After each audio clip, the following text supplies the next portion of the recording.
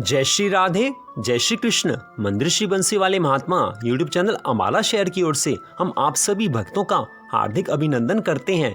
श्रीमद् भगवद गीता महात्म्य के अध्याय 1 से लेकर अध्याय 13 तक के कथा को आप हमारे चैनल पर सुन चुके हैं। तो आज हम आपको सुनाने जा रहे हैं श्रीमद् भगवद गीता के 14वें अध्याय के महात्म्य की परम पावन कथा, जो कि इस प्रकार है।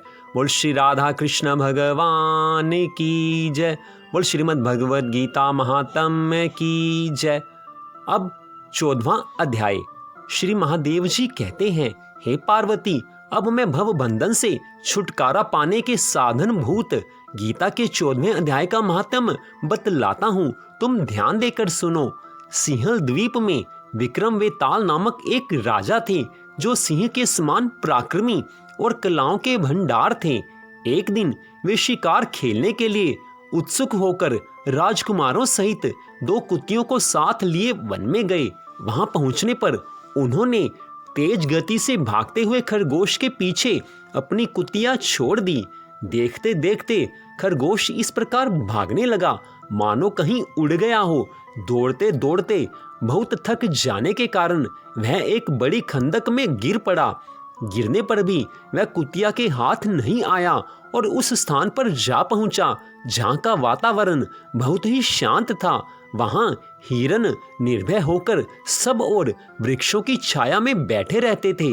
बंदर भी अपने आप टूटकर गिरे हुए नारियल के फलों और पके हुए आमों से पूर्ण तृप्त रहते थे। वहां सिंह हाथी के बच्चों के साथ खेलते और सांप निडर होकर मोर की पांखों में घुस जाते थे।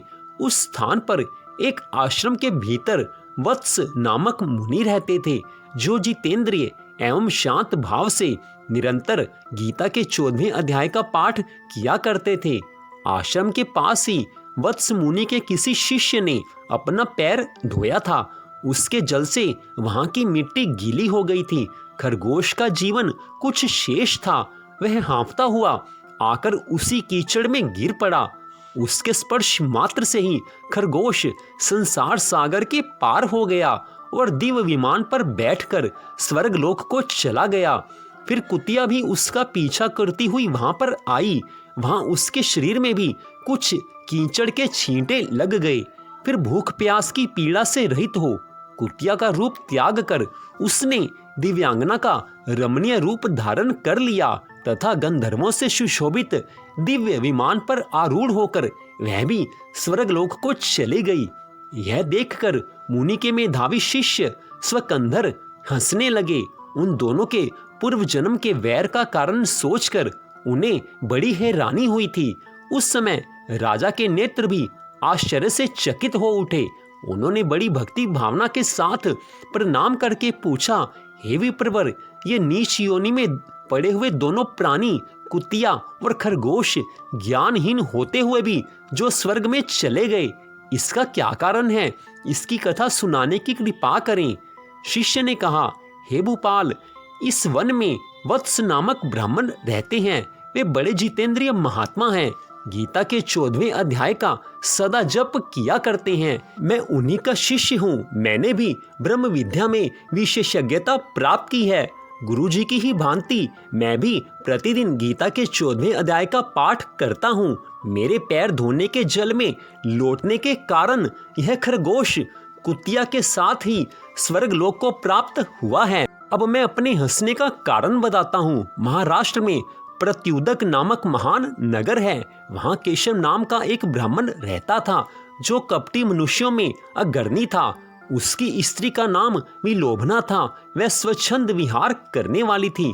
इससे क्रोध में आकर जन्म भर के वैर को याद करके ब्राह्मण ने अपनी स्त्री का वध कर डाला और उसी पाप से उसको खरगोश की योनि में जन्म मिला। ब्राह्मणी भी अपने पाप के कारण कुतिया हुई। श्री महादेव जी कहते हैं, यह सारी कथा सुनकर श्रद्धालु राजा ने श्रीमद् भगवद गीता के 14वें अध्याय का पाठ आरंभ कर दिया। इससे उन्हें परम गति की प्राप्ति हुई। तो इस प्रकार श्रीमद् भगवद गीता के अध्याय 14 के महात्म्य की कथा का यहीं पर विश्राम होता है। मंदिर श्री बंसी वाले महात्मा यूट्यूब चैनल अम्बाला शहर की ओर से इस कथा को आप सुन रहे थे। आपसे निवेदन है कि श्रीमद् भागवत महापुराण की कथा को भी आप हमारे चैनल पर प्रतिदिन अवश्य सुने। प्रतिदिन श्रीमद् भागवत महापुराण के एक अध्याय की कथा हम अपने चैनल पर डालते हैं, तो उस कथा को भी आप अवश्य सुने। आप सबका हार्दिक धन्यवाद। भगवान श्री राधा कृष्ण जी की गीता माता की कृपा सदा आप सब पर बनी रहे, इसी मंगल कामना के साथ जय श्री राधा कृष्ण भगवान जी की, जय श्रीमद् भगवत गीता की। जय जय श्री राधे, जय जय श्री राधे, जय जय श्री राधे श्याम।